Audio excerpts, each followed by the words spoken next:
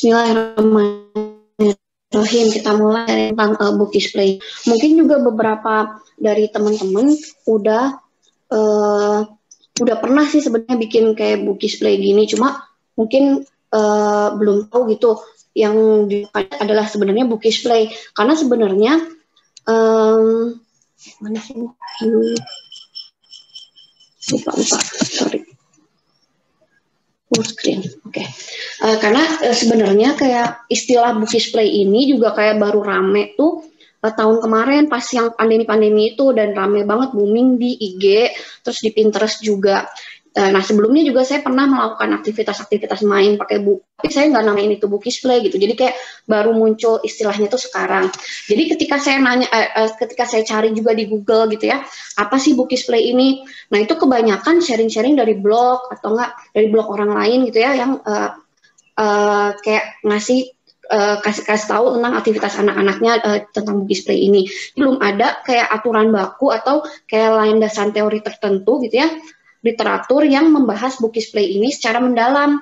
Jadi yang hal-hal yang saya sampaikan di sini itu tentang manfaatnya, tentang jenis-jenisnya, terus seperti apa book display itu gitu ya.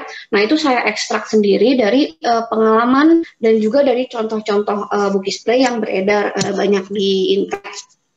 Nah kemudian kita masuk ke materi book display ini. Nah sebenarnya apa sih, saya bagi ke 5 poin ya, apa dan mengapa book display ini penting, kemudian jenis book display ini apa, terus gimana cara melakukan book display ini gitu ya, ada strategi-strateginya, kemudian book display with Little Tree Library. Nah ini juga mungkin udah pada tahu ya kalau AFI biologi 2007 itu punya Little Tree Library, dan ini saya akan kasih contoh-contohnya juga book display dengan buku-buku dari AFI. Nah, kemudian summary-nya. Nah, kemudian book display ini sebenarnya ada definisi bookish ini tuh ada dua macam. Tapi yang kita pakai itu yang pertama ini, apa-apa saja yang berhubungan dengan buku atau kesukaan kita terhadap buku dan membaca. Nah, sedangkan play itu sendiri kan aktivitas bermain ya. Jadi aktivitas bermain yang berhubungan dengan buku gitu. Nah, sekarang apa sih book display ini? Gimana? Oh ya, apa sih book display ini? Nah, ini aktivitas bermain yang buku ini sebagai pusat aktivitas, apapun aktivitas yang melibatkan buku dan aktivitas yang terinspirasi dari buku. Nah, tapi pada intinya itu adalah book display ini tuh menghidupkan buku gitu ya, memvisualisasikan isi buku ya, bisa berupa tokohnya pada buku, konsepnya, idenya, atau alur ceritanya gitu. Nah, visualisasi ini nanti akan mendorong anak untuk lebih dekat dan terkoneksi dengan bukunya gitu. Nah sekarang kenapa sih book display ini penting? Yang pertama untuk kemampuan literasi. Nah ternyata tujuan kita untuk mengajak anak suka buku, mengajak anak membaca buku sejak dini.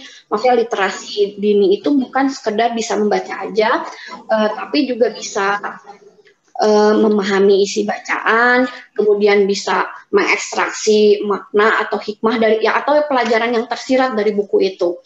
Kemudian bisa menghubungkan informasi dari berbagai sumber dan bisa menggunakan buku yang tepat sebagai referensi. Nah ini tuh kayak kemampuan ini tuh nanti penting ketika dewasa, karena anak akan bertemu dengan banyak bacaan, bukan cuma buku, tapi juga misalnya artikel, berita, kemudian apa aja yang mereka temukan misalnya di internet gitu ya, dan diharapkan anak itu nanti bisa paham teks dari bacaannya tersebut, tidak mengambil informasi cuma secara literal aja atau yang terlihat, dan bisa mencari informasi yang kredibel gitu, supaya nanti anak-anak bisa terhindar dari hoax. Jadi kemampuan literasi ini penting banget. Nah kemudian yang kedua, keseimbangan stimulasi, karena juga saya sering melihat fenomena anak-anak usia dini terpapar sama buku dalam maksudnya terpaparnya itu dalam maksudnya tidak sehat gitu, terpapar dengan bukunya. Mereka punya koneksi, punya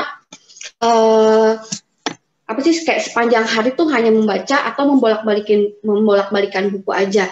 Nah, hubungan ini tuh sebenarnya nggak sehat. Mereka tidak memiliki keseimbangan stimulasi gitu ya. Sedangkan pada anak usia dini ini dibutuhkan perkembangan dari berbagai aspek perkembangan lain gitu ya, seperti sensorinya, motorik kasarnya, motorik halusnya, kemudian ada juga perkembangan sosio-emosional, perkembangan agamanya.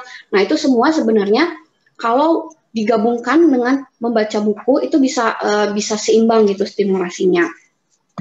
Nah, jadi terus yang ketiga, book is fun. Nah, book is play ini akan membentuk image positif tentang belajar dan buku pada anak. Nah, anak akan mengasosiasikan belajar dan buku menjadi suatu hal yang menyenangkan. Nah, bermain ini anak dapat belajar hal baru, menemukan hal baru secara menyenangkan gitu ya, dan memasukkan buku dan ilmu pengetahuan dalam aktivitas bermainnya. Jadi kayak apa ya? Mereka tuh nggak sadar kalau mereka belajar. Terus sebenarnya yang penting ini pada anak usia dini, yang penting dari buku itu bukan menjejalkan informasi gitu ya, bukan supaya mereka tahu ini dan itu. Cuma gimana mereka tuh punya image positif tadi gitu, yang akan terbawa ke kehidupan selanjutnya, image positif terhadap buku, terus kenangan-kenangan mereka beraktivitas dengan buku itu gitu. Jadi sebenarnya itu yang penting, bukan menjejalkan informasinya. Nah, sekarang kita masuk ke jenis aktivitas bookish play. Nah, ini juga berdasarkan pengalaman saya, itu ada 3 ya, story sequence, experiments, fun learning, dan fun learning. Dan ini benar banget apa yang tadi TPP sebutkan, kalau aktivitas bookish play ini sebenarnya fun learning, tapi bisa memakai buku-buku dengan fiksi atau non-fiksi. Nah, misalnya yang non-fiksi ini bisa pakai yang experiments atau nanti di fun learning ada gitu ya. Terus nanti di yang fiksi bisa kita jenis aktivitasnya story sequence atau urutan cerita gitu. Nah, sekarang kita masuk ke satu persatu ya. Satu persatu jenis bookish play. Nah, yang pertama tuh sequence cerita. Nah, ini tuh banyak banget buku-buku anak ya, banyak banget buku-buku anak yang sequence ceritanya tuh benar-benar jelas gitu ya. Dan ini sequence cerita yang jelas itu membuat anak bisa mempelajari atau bisa mengidentifikasi komponen cerita, misalnya awal, tengahnya, akhirnya. Kemudian ketika anak menceritakan kembali itu bisa mengasah kemampuan bahasa verbalnya anak dengan bookish play ini gitu. Nah, kemudian mereka belajar merangkai urutan peristiwa untuk memahami isi cerita. Nah, ini jenis-jenis bukunya yang jelas banget urutan ceritanya. Kalau bahasa Inggris itu ada We're Going on a Bear Hunt, ya, yang kayak ke rumput gitu. Terus nanti mereka melewati river, melewati snow, terus forest, itu ada urutannya masing-masing. Nah, kemudian yang rabbit hole, yang suara apakah itu? Yang pertama anak itu melihat apa? Melihat pesawat, terus kemudian melihat melihat kendaraan-kendaraan yang lain. Nah, itu tuh bisa dijadikan bookish play dengan jenis sequence cerita. Nah, kemudian ini yang story sequence, contohnya lain yang pernah Huza lakukan, itu ada yang Little Blue Truck, Snail and the Whale, Dear Zoo, We're Going on a Bear Hunt ini. Nah, contohnya ini Huza biasanya pakai sensory play. Jadi misalnya Little Blue Truck ini dibuat kondisi seperti Blue Truck-nya ini stuck di lumpur, sama seperti bukunya. Kemudian anak ketika saya membacakan juga ya, saya ikut membacakan, terus dia mengurutkan kayak hewan-hewan apa sih yang duluan menyelamatkan Little Blue Truck ini. Jadi dia belajar sequence ceritanya itu. Terus Snail and the Whale juga gimana urutan-urutan menyelamatkan paus gitu ya dari yang stuck di pasir. Kemudian ada Dear Zoo, hewan-hewan apa yang pertama kali dikirim gitu ya. Nah, itu ada urutannya juga. Sorry.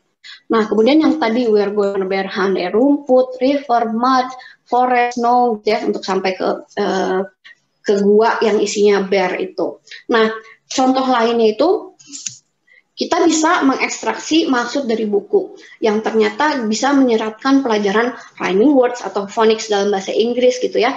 Nah, contohnya juga ada bookish play dengan tema yang The Very Hungry Caterpillar. Pasti udah pada familiar banget dengan buku ini ya, dari Eric Carr.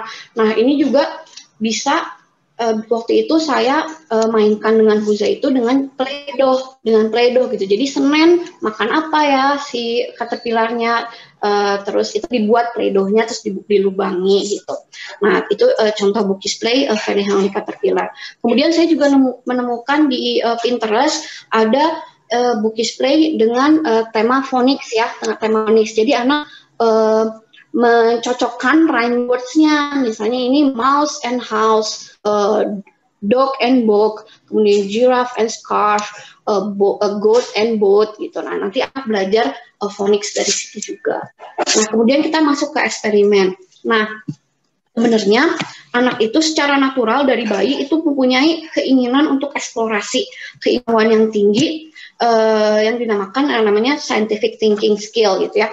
Nah, jadi dari anak-anak kecil tuh udah bisa mereka observasi, udah bisa hipotesis, kemudian mereka eksperimen, analisis data itu dengan caranya mereka gitu. Nah, sekarang gimana caranya supaya anak kita itu mengasah fitrah itu gitu ya, scientific thinking skill mereka ini, yaitu dengan memakai buku referensi percobaan ilmiah bisa. Kalau misalnya bahasa Inggris ada 365 Science Activities dari Asborn. Kemudian kalau yang Indonesia ada dari Familia Creativa. Nah itu ada referensi percobaan ilmiah. Nah nanti anak itu nggak cuma meniru dari buku aja gitu ya, tapi juga mereka pikir kenapa bisa terjadi kayak gitu, dan buku pun bisa menjadi referensi atas pertanyaan-pertanyaan, jawaban atas pertanyaan-pertanyaan anak gitu ya. Kenapa ini bisa, misalnya kenapa daunnya bisa berubah warna gitu ya. Nanti ada xylem phloem segala macam itu bisa dijelaskan lewat buku. Kemudian misalnya ini tumbuhan green bean itu kacang hijau, kenapa bisa tumbuh? Nah itu bisa dijelaskan lewat buku. Anak bisa lihat juga nih, oh bener ya kayak gini, sama dengan yang di buku gitu. Anak bisa menyamakan juga gitu, intinya. Nah kemudian yang ketiga yang fun learning ini. Nah fun learning ini sebenarnya kita belajar tapi dengan cara bermain, karena itu adalah dunia anak-anak usia dini gitu ya, dengan bermain. Dan sebenarnya menarik banget karena anak-anak usia dini ini mereka bisa lebih mudah mendapatkan informasi gitu ya dengan menggunakan seluruh inderanya. Jadi kalau cuma baca aja, oke, mereka baca dan itu akan lama terbentuk koneksi sinapsnya. Sedangkan kalau bermain itu efeknya ada dua. Yang pertama itu stimulasi otak kita untuk mengaktifasi atau memproduksi sinapsis, dan ini tuh diperlukan untuk informasi baru pada anak gitu ya. Saya anak mendapatkan informasi baru. Nah itu tuh akan terbentuk sinaps-sinaps baru, dan itu tuh merupakan kayak jembatan untuk anak mengetahui satu hal. Misalnya tahu kalau segitiga itu yang seperti apa. Nah tapi jalan yang pasti mereka tempuh itu adalah mereka megang-megangnya dulu, kemudian melihat dari buku, oh sama ya ini bentuknya segitiga kayak gitu. Nah itu akan membentuk jembatan-jembatan yang kayak rel gitu ya, rel kereta, disambungin sampai nanti akhirnya mereka paham kalau itu segitiga itu ini namanya segitiga. Kemudian nanti lagi anak paham kalau segitiga itu sisinya ada 3, kemudian sudutnya kayak apa. Nah itu sebenarnya adalah jembatan untuk mereka mendapatkan informasi tertentu gitu. Nah kemudian yang kedua, pada saat bermain itu anak-anak tuh akan teraktivasi limbik sistemnya. Mereka kan bahagia gitu ya ketika bermain, membuat emosi mereka stabil. Nah sehingga ada koneksi antara otak bagian limbik ini ke neokortex, yaitu otak rational or thinking brain. Jadi otak bagian neokortex ini akan berjalan dengan lebih baik ketika limbik sistem ini teraktivasi gitu intinya. Nah ini adalah cara-cara anak usia dini belajar, yaitu menggunakan sebanyak mungkin indera, kemudian secara konkret harus sesuai usia anak, menyesuaikan dengan minat anak, dan memerhatikan periode sensitif. Nah, periode sensitif ini juga penting karena apa? Karena ketika anak itu otaknya mereka belum siap untuk misalnya belajar belajar angka atau belajar huruf gitu ya, anak itu tidak akan bisa terserap gitu, walaupun dengan cara apapun. Nah, sedangkan ketika anak itu otaknya mereka sudah siap gitu ya, yaitu disiapkannya dengan cara yang tadi, dengan membentuk jembatan-jembatan tadi. Nah, itu ketika anak udah siap, udah periode sensitifnya sudah baik, udah pas gitu ya. Nah, itu anak akan dengan mudah menangkap informasi-informasi dan belajar dengan cepat gitu ketika pas periode sensitifnya. Nah, kemudian yang ketiga yaitu fun learning. Nah, fun learning ini tadi yang tujuannya untuk kita seimbang ya stimulasinya. Ada 6 aspek perkembangan, ada moral agama, fisik motor, sosio-emosional, seni, kognitif, dan bahasa. Di sini saya akan membahas 5 aja, karena display ini dengan membawa buku dalam segala aktivitas yang 5 ini, itu juga sudah ada perkembangan bahasa anak, yaitu dengan cara menceritakan kembali gitu ya, terus melihat buku gitu, udah ada aktivitas bahasanya. Nah, kemudian yang pertama ini yang pertama moral agama. Nah, ini yang penting tadi di anak usia dini itu bukan menjalankan informasi, tapi membangun image positif gitu ya. Tadi terhadap belajar, sekarang juga terhadap agama. Nah, melalui ini permainan atau book display, kita bisa contohnya memvisualisasikan kegiatan ibadah dari buku, misalnya visualisasi haji gitu ya, gimana tawaf, gimana itu sa'i, segala macam itu dengan divisualisasikan. Kemudian ketika anak menyambut Ramadan gitu ya, anak membuat art and craft sendiri, kemudian dihubungkan dengan buku tentang Ramadan. Nah, itu juga book display sama. Nah, kemudian ada juga menghubungkan sains atau ilmu pengetahuan dengan agama. Nah, misalnya di sini ada lebah dalam Quran, semut dalam Quran, Islam and Cats gitu ya. Dan ini dihubungkan dengan buku-buku agama, juga buku-buku sains. Misalnya contohnya di sini semut dalam Quran. Nah, semut dalam Quran ini saya bikin seperti sarang semut pakai Play-Doh aja gitu ya, pakai Play-Doh terus dibikin sarangnya. Kemudian Huza cerita, misalnya anak saya Huza cerita tentang Nabi Sulaiman gitu ya, Nabi Sulaiman yang melewati lembah semut, nah gitu. Terus kayak diperagakan gitu sama anak saya, nah, dan itu tuh lebih mudah tertangkap dalam otaknya gitu, dan itu akan terbayang-bayang gitu. Selanjutnya, misalnya ketika anak cerita tentang Sulaiman, itu sudah jadi hafal ceritanya gitu. Kemudian bis ini juga apa sih fungsinya? Bis itu ternyata yang saya temukan ini di Quran gitu ya, itu tuh Allah itu sudah menemukan kalau misalnya di bis itu ada hanitamis gitu ya, ada bagian tubuh untuk bagian tubuhnya lebah untuk mengangkut madu gitu ya. Nah, ternyata kita buktikan juga di science book gitu ya. Ternyata memang benar. Wah, ternyata Allah itu sudah menciptakan, udah tahu karena Allah yang menciptakan. Sedangkan manusia baru tahu sekarang gitu ya. Sedangkan Allah sudah menciptakan itu dari dulu gitu. Nah, jadi bisa menghubungkan sains dengan agama dan bisa memvisualisasikan kegiatan ibadah. Kemudian yang fisik motor. Nah, fisik motor ini sebenarnya kita tujuannya apa sih gitu ya, untuk sebenarnya anak supaya dapat melakukan pekerjaan sehari-harinya dengan sempurna ya, supaya nanti mereka dewasa bisa menulis dengan baik gitu ya, dengan tidak posturnya baik. Nah, karena menulis ini sebenarnya membutuhkan kombinasi motorik kasar, ada body position, gesture, gerakan lengan, kemudian motorik halus yang pensil atau tripod grip yang seperti ini, kemudian ada koordinasi mata dan tangan ya, kognitifnya, motorik halus, kemudian soal sensorinya yang terlatih. Nah, contoh-contoh kegiatan fisik motor yang pernah Huza lakukan yang dihubungkan dengan buku itu, misalnya dengan Play-Doh.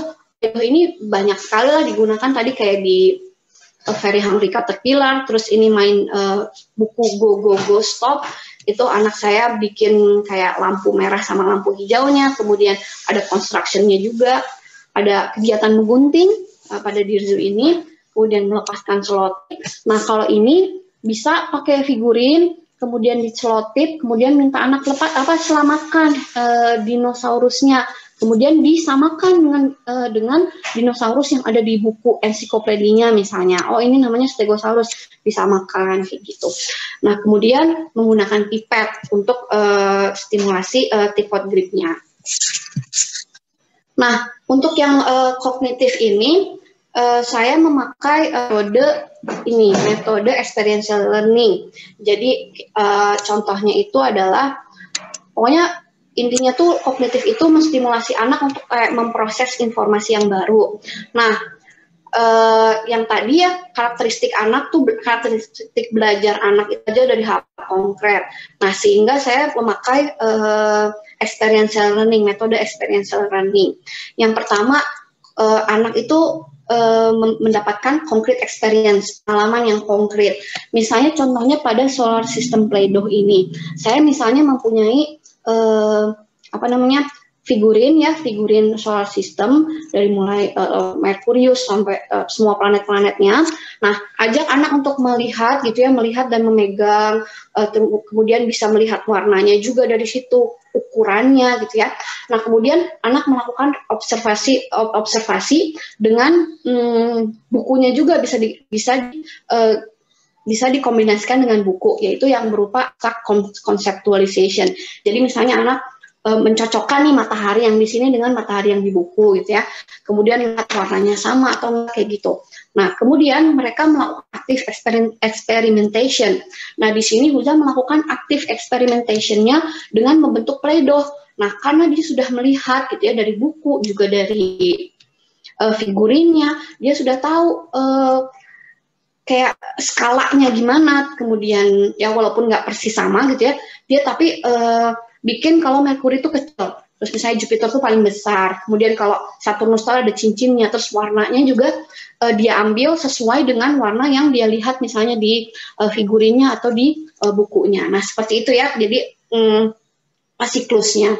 Nah, ini tadi intinya tuh memiliki image positif tentang ilmu pengetahuan, bukannya menjejalkan informasi ya. Nah, itu dari untuk fun learning kognitif. Kemudian ini yang fun learning yang sosio-emosional. Nah, sebenarnya perkembangan aspek sosio-emosional ini dapat kita observasi ketika anak main dengan teman, gimana dia berbagi, problem solving, mau meminta maaf, empati terhadap teman. Saat kita juga menemani anak bermain, bagaimana dia menghadapi kesulitan, kegagalan, gimana interaksinya dengan orang tua, gimana dia mengelola emosi. Nah, itu sebenarnya bisa sehari-hari gitu ya, sehari-hari aja, nggak usah dalam konteks bermain gitu ya. Nah, cuma kalau Bukis Play ini bisa digunakan untuk kita mengajari anak untuk mengenal perasaannya, menjadi cara awal mengenal nama-nama emosi, bagaimana ekspresi emosi, juga bisa merecall memori mereka ketika mengalami emosi seperti marah, atau sedih, atau bahagia gitu. Misalnya ada feelings puzzle ini dan feelings finger pain. Nah, di sini ketika main ini dia juga merecall gitu, oh iya waktu itu aku seneng nih kalau misalnya Bunda main sama aku gitu ya. Kalau misalnya Bunda cerita-cerita sama aku seneng. Oh, aku sedih waktu pas Bunda marah, kayak gitu-gitulah. Pokoknya itu ada recall emosinya, dan itu juga bisa kita sambil ngobrol juga sambil mainnya gitu. Nah, kemudian yang seni. Nah, ini juga banyak banget. Sebenarnya aktivitas seni ini juga mendukung aspek perkembangan yang lain ya, seperti misalnya motorik halus gitu ya, hand-eye coordination, motorik kasarnya, ketangkasannya, kognitifnya juga. Karena saat aktivitas ini anak banyak memakai fine motor tools, yaitu seperti gunting, lem, krayon, spidol, dan berbagai peralatan untuk melukis gitu.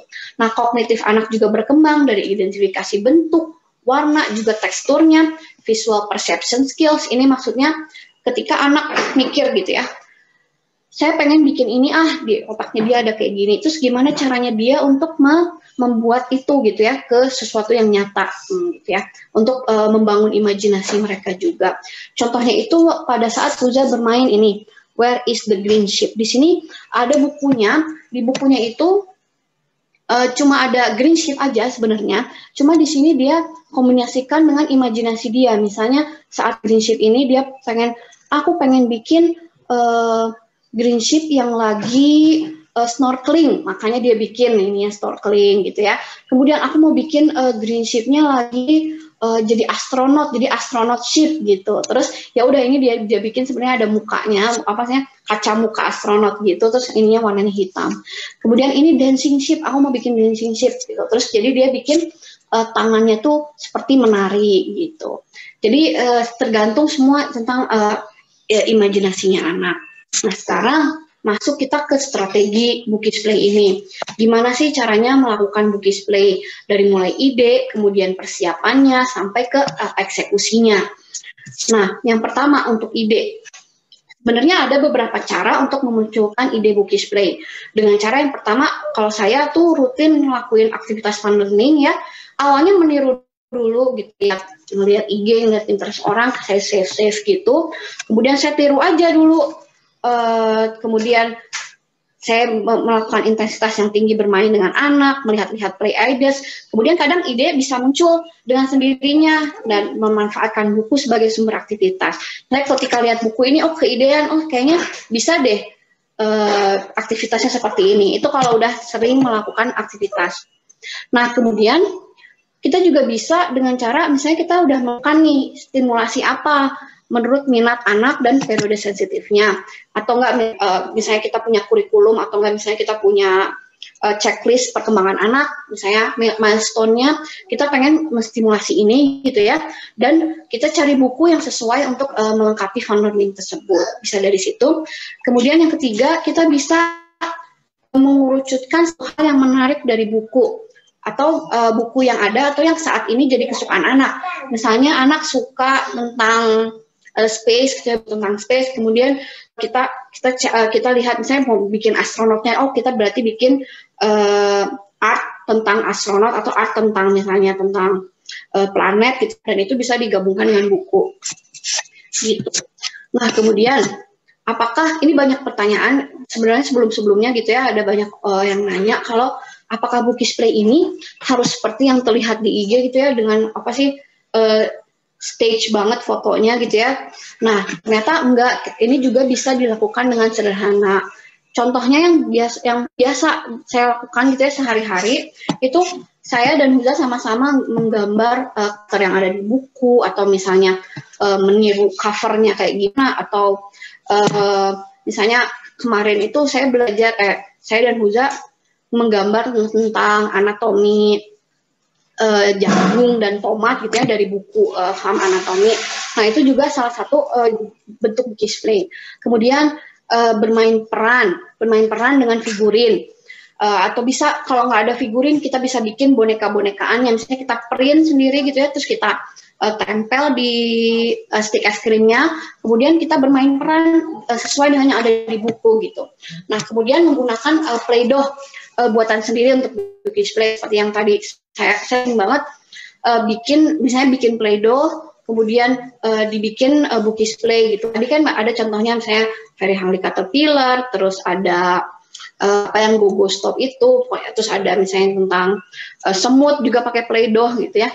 Nah kemudian free painting. Nah untuk anak yang masih misalnya untuk umur 1 tahun, 2 tahun, anak bisa aja diajak free painting, maksudnya dengan yang edible, dengan yang cat yang edible gitu ya, free painting itu sesuai kesukaan mereka pakai.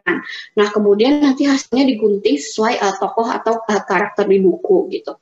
Kemudian kita bisa mencetak tangan anak, kemudian dilukis mengikuti ilustrasi buku. Bisa tadi yang seperti dinosaurus tadi, mencocokkan figurin hewan yang anak temukan di buku. Jadi ini juga kegiatannya yang simple gitu. Nah kemudian ini bukti tahapan perkembangan anak. Tahapan perkembangan anak dalam membaca ini ada, kalau di usia dini ya 0 sampai 6 tahun sampai 7 tahun juga ada 2, yaitu emergent atau pre-readers dan initial or early readers. Nah ketika baru masuknya emergent atau pre-readers, itu tuh tujuan utamanya maksudnya bukan supaya mereka memahami semua isi buku, bukan, tapi gimana bukan kemampuan membaca gitu ya, bukan kemampuan membaca mereka, tapi dengan ketertarikan pada buku dan fase awal memahami isi buku. Nah misalnya ketika misalnya anak masih bayi gitu ya, sudah didekatkan dengan buku dengan cara tummy time, time dengan buku, kemudian ketika mereka sudah mengenal misalnya 9 bulan atau 10 bulan atau 1 tahun, mereka bisa dibikinkan story basket. Jadi misalnya ada buku-buku dengan barang-barang yang ada di rumah, terus dikumpulin tuh di story basket itu, terus sambil dibacakan, sambil dilihat, perlihatkan juga, dimainkan ininya, buku apa namanya, peralatan-peralatannya. Kemudian bisa art and craft, story stones. Ini yang kebanyakan sekarang lagi hype juga gitu ya. Jadi tinggal beli itu aja stones-nya, kemudian digambarkan. Nah, kemudian minta anak untuk membuat sequence-nya gitu berdasarkan buku yang mereka baca. Kemudian bisa juga print and play tadi. Nah, kemudian ada initial or early readers. Nah, ini ketika anak sudah mulai belajar membaca, tapi belum terlalu lancar gitu ya, bisa melakukan dengan cara in sequence reading. Jadi ini di Rezu ini sebenarnya kan gampang ya, tinggal, maksudnya kalau anak yang umur 1 tahun bisa cuma tinggal mencocokkan aja gitu ya dengan di buku. Nah, tapi kalau misalnya initial atau early readers itu bisa digabungkan dengan sequencing dengan membacanya. Misalnya yang pertama gajah gitu ya. Anak bisa membaca pertama gajah, kedua berapa. Itu nanti anak bisa mencocokkan. Kemudian label matching. Nah, ini juga misalnya saya membuat puzzle sederhana tentang volcano, kemudian anak saya mencocokkan labelnya sesuai dengan yang di buku. Kemudian ada juga sight words. Ini kalau belajar membaca bahasa Inggris dengan menggunakan metode phonics, ada juga sight words. Nah, itu nanti anak mencocokkan dengan yang di buku. Misalnya I, mana ya tulisan I, dicocokin gitu. Terus mana tulisan the, gitu. Ini intinya ide untuk tahapan perkembangan anak. Nah, kemudian gimana sih persiapannya? Apa aja yang biasa saya persiapkan untuk Bukis Play ini? Tentunya persiapan alat dan bahan. Nah, kalau buat saya itu penting banget untuk menyiapkan fun learning esensial yang wajib ada di rumah. Nggak perlu yang mahal, tapi kayak misalnya alat tulis, gunting, lem, krayon, kertas warna, pom-pom, kapas yang bulat-bulat, kemudian Play-Doh juga gitu ya. Nah, kalau misalnya saya sudah tahu di mana tempatnya, misalnya, jadi nggak usah mempersiapkan dengan heboh gitu ya. Ah, besok mau apa ya? Oh, ini belum ada harus beli dulu. Nah, itu akan sebenarnya akan menurunkan mood saya sih dalam beraktivitas sama anak. Jadi kalau buat saya persiapan alat dan bahan harus lengkap dulu gitu. Nah, kemudian yang kedua itu ekspektasi dan meneruskan niat. Ini intinya itu akan Bukis Play itu tujuan utamanya supaya anak bisa have fun gitu ya, dan have positive association with books and learning through play gitu. Gimana mereka suka membaca, kemudian suka belajar dengan bermain gitu ya. Bukan memuaskan ego orang tua gitu ya, tapi murni untuk proses belajar anak secara menyenangkan. Nah, yang biasa saya lakukan sebelum Bukis Play itu, saya melakukan self talk.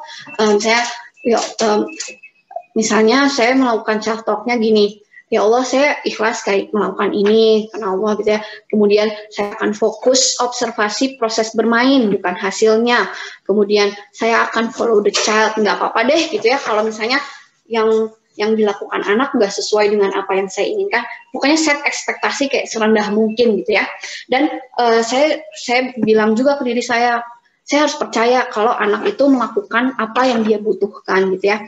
Dan respon anak adalah cara mereka belajar. Itu harus, kalau misalnya saya lupa, wah bakal kacau gitu ya. Misalnya saya akan berekspektasi berlebihan, kemudian anak saya juga nggak have fun, kayak gitu. Kemudian yang ketiga tentunya briefing atau sounding anak. Nah, biasanya memastikan anak tuh harus dalam kondisi prima. Oh, kitanya juga harus dalam kondisi prima. Kayak misalnya nggak kurang tidur, nggak lagi lapar gitu ya. Pokoknya kebutuhan biologisnya tuh dan emosinya juga sudah terpenuhi gitu ya. Dan anak tuh bisa diajak juga milih aktivitas. Misalnya kalau misalnya di Huza itu malam-malam lihat dulu, scrolling dulu IG, mau yang bikin yang mana ya gitu. Oh, nanti Huza mau bikin yang ini gitu ya. Terus nanti kita siapkan sama-sama ininya, alat bahannya, kemudian kadang dia bantuin gunting-gunting juga kan, sambil belajar juga, sambil persiapan juga gitu. Nah, terus briefing juga, biasanya saya briefing mengenai ekspektasi anak. Ini karena anak saya tuh kadang kesel gitu kalau misalnya nggak sama, ini nggak sama, hasilnya Huza nggak sama kayak di buku gitu ya, kayak misalnya atau nggak kayak di yang Huza lihat gitu. Nah, tekankan nggak harus 100% sama kok katanya. Kayak misalnya saya bilang kayak Bunda seneng loh kalau Huza yang punya ide gitu ya, berusaha sendiri dan bikin yang beda. Jadi kadang yang misalnya contohnya yang green sheet tadi itu saya juga ngasih tahu kalau misalnya Bunda seneng loh kalau Huza punya ide kayak gini baru gitu ya, dan kreatif kayak gitu. Saya selalu tekankan kata kreatif ya. Jadi dia bisa berimajinasi sendiri sesuai kreasinya gitu. Nah kemudian eksekusinya itu tentunya ketika kita lagi bermain gitu ya, orang tua juga harus ikut bermain, ikut berimajinasi gitu ya, masuk ke dunia anak, kita menyetarakan energi dengan anak, terus keep the connection gitu ya, bukan kita yang menyiapkan aktivitas kemudian suruh anak main sendiri, bukan kayak gitu. Kemudian yang kedua, observasi dan refleksi.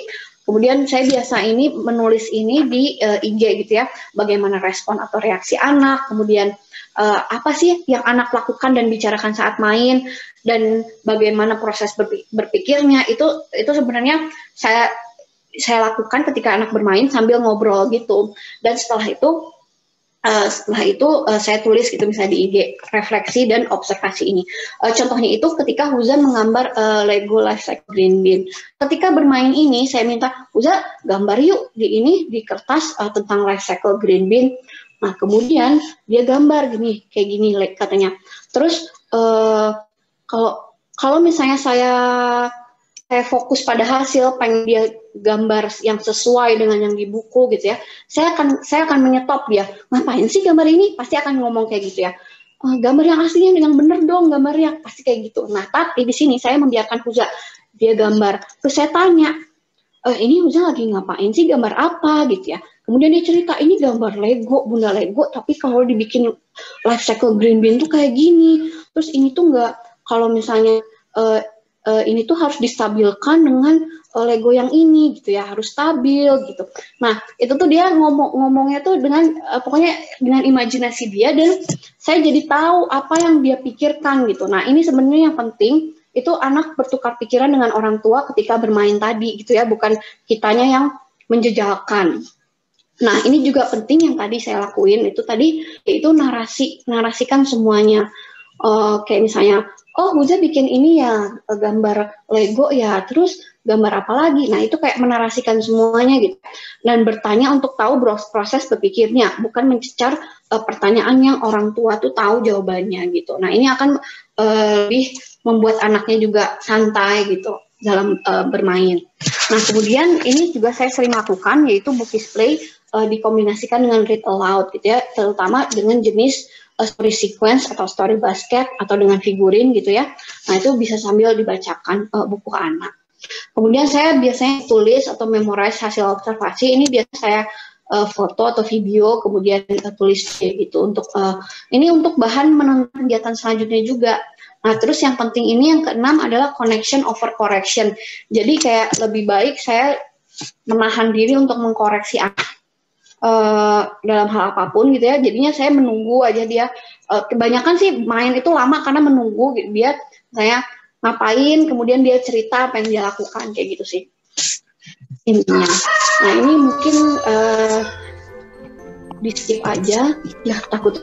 Nah ini summary of display. Nah intinya itu adalah Bookish Play ini adalah aktivitas bermain yang melibatkan buku atau terinspirasi dari buku, dan ini dapat memvisualisasikan ide atau gagasan dengan expanding the book gitu ya, dengan aktivitas fun learning, nggak cuma baca aja, tapi juga dilakukan aktivitas bermain yang menyenangkan. Kemudian buku ini ternyata saya temukan dia tuh open ended juga ya, kan sekarang banyak tuh bilang open ended, close ended. Kalau kita lihat dari satu sisi aja gitu ya, buku itu ya udah cuma buat dibaca gitu. Tapi ternyata buku itu adalah open-ended toys or tools gitu ya. Dan untuk anak selalu berinteraksi positif dengan buku. Itu aja sih. Terima kasih. Intinya itu. Stop share. Terima kasih sudah menyimak.